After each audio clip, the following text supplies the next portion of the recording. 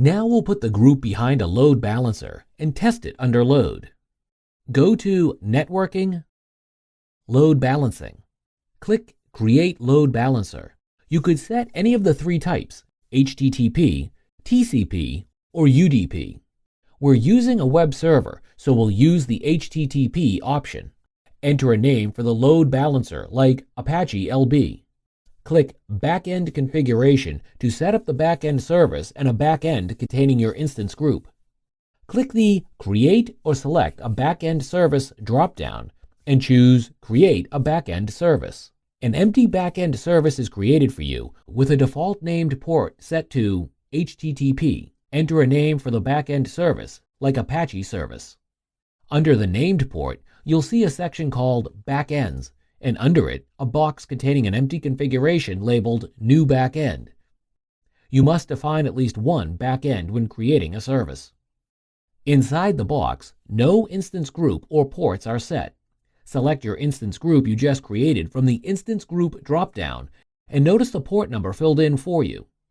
If you want to listen on multiple ports or different ports, like when using containers, first enter them in the instance group's port mapping list that you saw earlier, then add them here.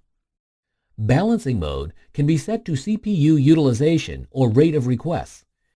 This combines with the autoscaler usage setting to decide when to add or remove instances to the group.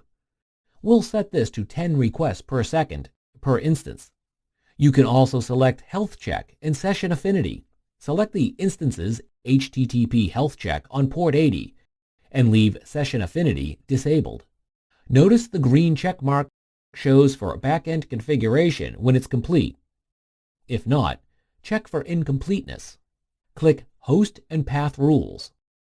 Here you can map requests to different backends based on URL host and path.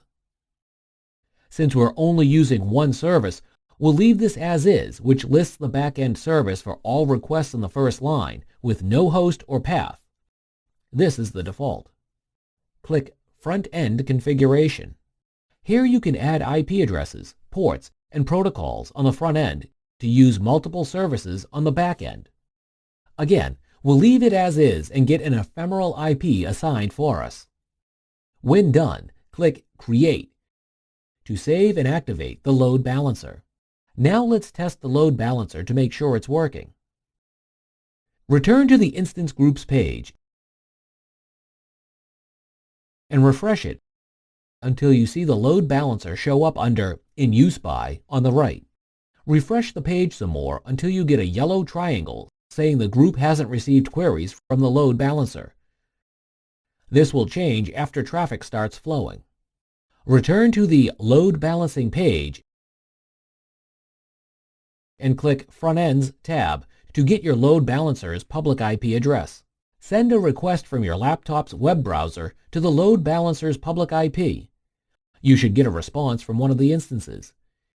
Note its hostname's last 4 characters. Send another request to get a response from the other host. This isn't necessary, but helps during testing.